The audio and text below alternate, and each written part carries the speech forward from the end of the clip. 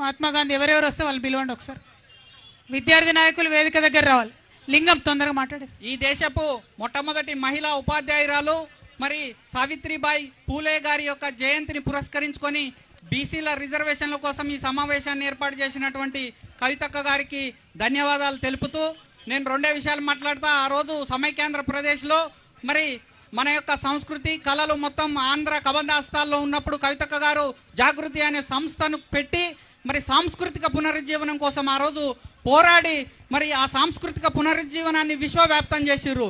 అదేవిధంగా ఇప్పుడు మళ్ళీ ఈ రాజకీయ రుగ్మత అనేది ఉన్నదని చెప్పి కవితక్క గారు గుర్తించి మరి ఈ రోజు రాజకీయాలలో బీసీలకు సమాన వాటా తమాషా ప్రకారం దక్కాలని చెప్పి ఇప్పుడు పోరాటం చేస్తూ ఉన్నారు. అదేవిధంగా నేను చెప్పేది ఒక్కటే, ఈ మన యొక్క బీసీ రిజర్వేషన్లు 33% నుంచి 22% పడిపోయింది కిరణ్ కుమార్ రెడ్డి గారి గవర్నమెంట్లో.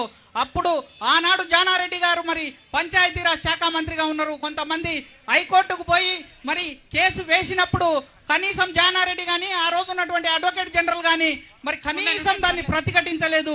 అప్పుడు కేసు ఓడిపోవడం జరిగింది. అప్పుడు మరి 33% ఉన్నటువంటి రిజర్వేషన్ 22% వచ్చింది. ఆ రోజు మొట్టమొదటగా బీసీలకు వెన్నుపోటు పొడిచింది కాంగ్రెస్ పార్టీ.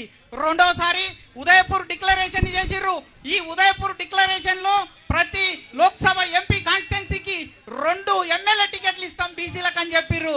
దాన్ని కూడా తుంగలో దొక్కిర్రు. అది రెండోసారి వెన్నుపోటు పొడిచిర్రు. మళ్ళా ఇప్పుడు 42% బీసీలకి లోకల్ బాడీ ఎలక్షన్ లో రిజర్వేషన్ ఇస్తామని చెప్పి కామారెడ్డి డిక్లరేషన్ చేసిర్రు.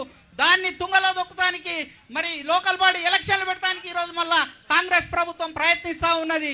అయితే నేను చెప్పేది ఒకటి, అక్క మీరు మా బీసీల తరపున కొట్లాడే క్రమంలో మేము చాలా అదృష్టవంతులుగా భావిస్తున్నాం. మీరు మా తరపున నిలబడ్డందుకు మీకు భవిష్యత్తులో మా బీసీల తరపున విద్యార్థి సంఘాల తరపున కుల సంఘాల తరపున మీరు చేసేటటువంటి పోరాటంలో మేము మీ వెన్నంటే ఉంటామని చెప్తూ ఈ అవకాశం ఇచ్చిన కవితక్క గారికి మరియు శివశంకరన్న గారికి కృతజ్ఞతలు.